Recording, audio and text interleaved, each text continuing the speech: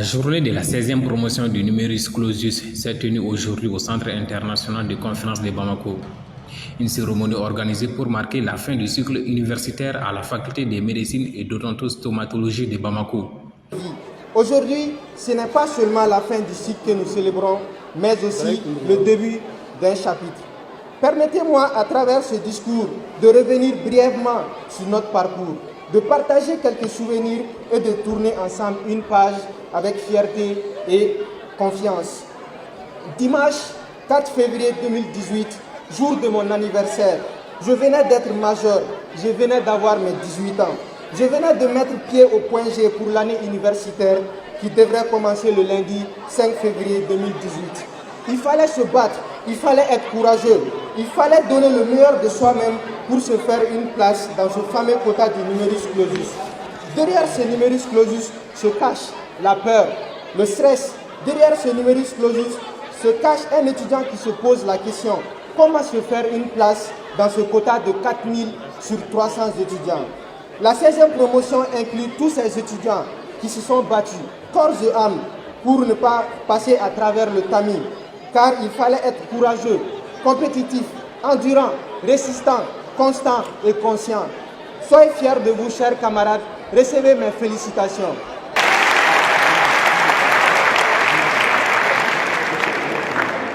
Chaque garde réussie, chaque geste clinique maîtrisé, nous avons grandi dans les couloirs des hôpitaux, appris à écouter, observer, soigner, parfois même consoler.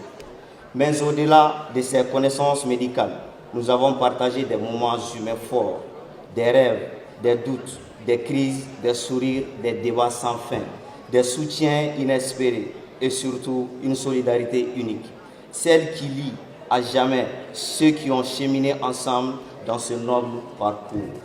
Cette année d'études qui marqueront à jamais le parcours de ces jeunes médecins, lesquels ont reçu de précieux conseils de la part de leurs aînés et de leurs proches. Mesdames et messieurs,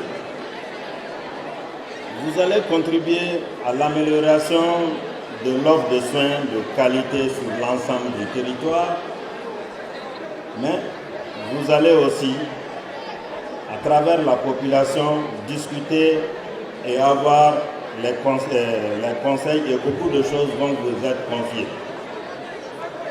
Et n'oubliez pas que le marché de l'emploi il est sélectif. Mais soyez forts, courageux pour transcender aussi et être sélectionnés. Je vous exhorte vraiment à suivre vos aînés qui sont aux premières loges et qui aujourd'hui, beaucoup ont presque fini leur service. Mais pour être comme eux, je vous exhorte à continuer d'être dans leur école. C'est cela qui va vous permettre de frôler le sommet, mais aussi d'aller vers la réussite. Ne soyez pas que des professionnels de la santé.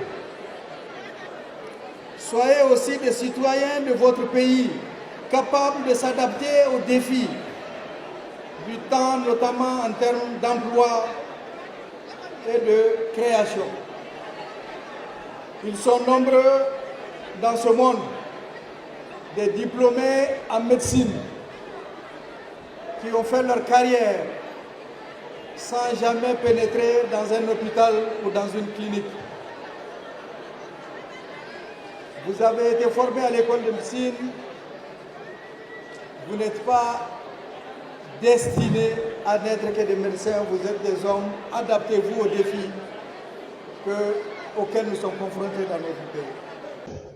Le programme de cette journée a débuté le 27 juillet 2025 par une opération de don de sang au profit des forces armées maliennes et se poursuivra jusqu'au 2 août.